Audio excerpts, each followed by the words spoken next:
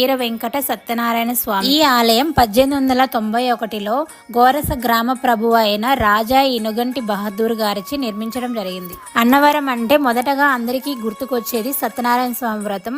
ఆలయం ముందే ticket counter ఉంటుంది. వ్రతం చేయించుకోవాలంటే టికెట్ ముందే తీసుకుని లోపలికి వెళ్ళాలి. 300, 800, 1500, 2000 ఇలా 4 రకాలుగా టికెట్లు ఉంటాయి.